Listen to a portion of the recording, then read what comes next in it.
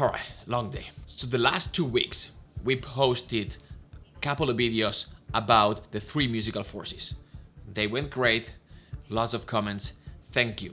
But also we had some questions. In this video, we're gonna answer those questions. Check it out.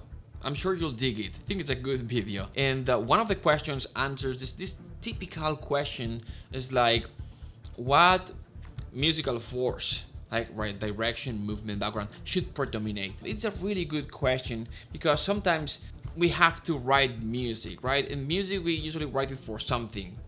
It's gonna be for a scene, for a movie, or for a video game.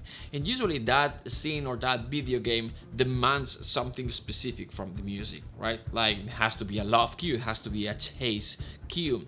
And it's like, cool, yes, but how do I write a love cue or something? It's like, and for sure, there are cliches, right? There are musical cliches that you can follow to write music in that style. But if you wanna step out of those cliches, the 3 musical forces, a movement, a direction, and background, kind of like give you a very easy way to decide what you need to do musically, depending on what you need. And it's not going to be as cliche as a love cue or a chase or an action. It's going to be more like depending on what you need, right? What emotionally you need. Anyway, check out the video and let me know in the comments if you liked it. And if you've got any other question, please post them down below and we'll have other Q&A videos like this. Thanks for watching. Is the harmony of the melody be under direction layer or background? Or is the layer we talk about is subjective to rhythms? It depends. It depends on what the harmony is doing. Right? The Batman. What is this? To me, this is direction. It's creating its emotional direction going somewhere. It depends, but what I would say is if the harmony is sort of like enhancing the emotional direction of that, then it works as direction. If it's the melody and harmony go together, it's sort of like a direction. And if then we've got sort of like a background thing that's more static and it's just adding support to that, but it's not enhancing it in any way or not helping adding more clarity to that direction, then that's background. Simple as that. If we have something else that's creating the motor or rhythm underneath that, that would be the movement layer. Would violins 2 harmonizing indivisibly with violins 1 be part of direction layer or background? So if violins 1 are playing the melody or something that's creating direction, then violins 2 would be direction as well. Background is whatever thing is behind that you don't, that's pretty much behind just adding that support. If we would simplify this to the max, we would have so like melody and background. Usually harmony is going to be the background unless it is adding, emotional context or emotional direction and go very hand in hand with the melody. But at the same time, direction doesn't necessarily need to be the melody. Is the direction layer melody or a layer used for transitioning from A to B? It can be the melody, again, but it can be anything else. It could be like a swell or casual crescendo that starts with something like, like a chord and orchestrating with maybe it starts with sort of like a piano, strings coming in, then a few dissonances that darken the sound a little bit, then brass coming in, some tam-tam till the end, right? And ending with a reversed sound like this. And you did that over 8 seconds or 12 seconds. That's direction. It's creating a feeling, a musical effect that's taking us from point A to point B. It's just a way of seeing music that sort of like simplifies. To me, it simplifies when I'm composing. I know that I've got these elements. Sometimes I don't have the 3 elements at the same time. Sometimes I just have one direction, like a melody or the motive. And it's very common, right? The main character appears and then the theme on top. Just a very simple clarinet maybe, or strings, or violins 1, and that's it. That's all we need. Sometimes we will have this scene where 2 people are talking and there's a dialogue and it's just going to be sort of like a very subtle drony sound underneath for 2 minutes. That's just basically one layer, background. There's no direction, there's no emotional context, there's nothing. Just sort of like, you could argue, is this music or not? Well, some sort of like background underscore type of thing. If instead of having that long note synth drone type of thing, you've got the pulsing bass that's just creating tension and adding a little bit of intensity to the scene, but it's not taking us anywhere. It's just it's doing the same thing that the drone was doing, but it's just adding a little bit more intensity.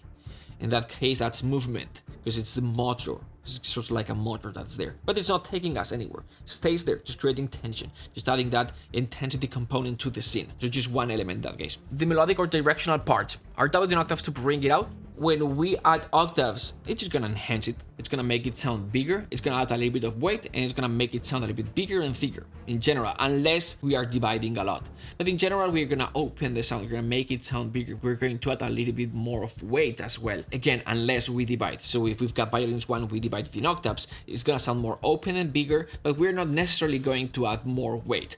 If we've got violins 1 and we add violins 2 unison, that's going to add more weight to that statement. But generally, when we open in octaves, we're gonna open the sound. It's gonna sound bigger. So sometimes we need that. It's very typical, like the big melodic Hollywood statement. We're gonna have 2 or even 3 octaves. Careful when we've got lots of octaves, like 3 octaves. You're gonna start having conflicting, like the mid-range with melody and harmony. But at that point, sometimes we don't even need harmony that much. We're gonna have those 3 octaves and the root notes, and it's gonna be more than enough if the melody is providing harmonic context, which most of the case is going to. And plus, that's such a big melody, cellos, double basses, and bassoons and tuba and all those doing the root notes in octaves and then big melodic statement in 2-3 octaves. That's going to be more than enough for us to guess what harmonies we are using. But generally, it's just to make it sound bigger, more open. It's very typical. So when you've got the melodies like, I've got these strings, like high strings melody with the violins 1 and 2, it's like, it doesn't sound the way. Sometimes orchestration, just open it 2-3 octaves. That'll do the trick. The ostinato or movement material is lighter. It depends. It's going to depend on what you need. And that is what I like about this system. It is very simple. Composing music to me is a series of decisions that you are taking. In fact, thousands of decisions, hundreds of decisions that you are taking every minute, right? Should I use this note or this other note? Should I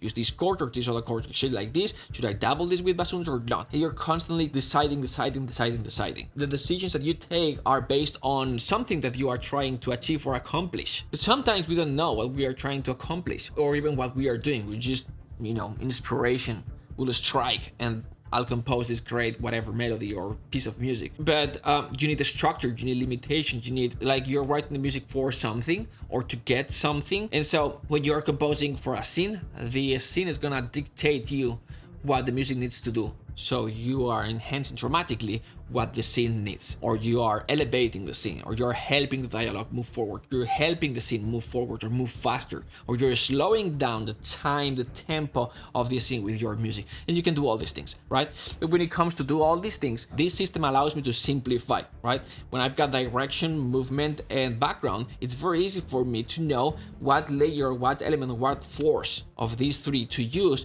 to get what I need for that specific scene. For example, if I need to create tension, then I'm gonna use the movement layer, right? If I need to add intensity, the movement layer is going to be more present. And that answers your question. Is the ostinato or movement material is lighter? It was lighter in that music that I was composing. Is it always lighter?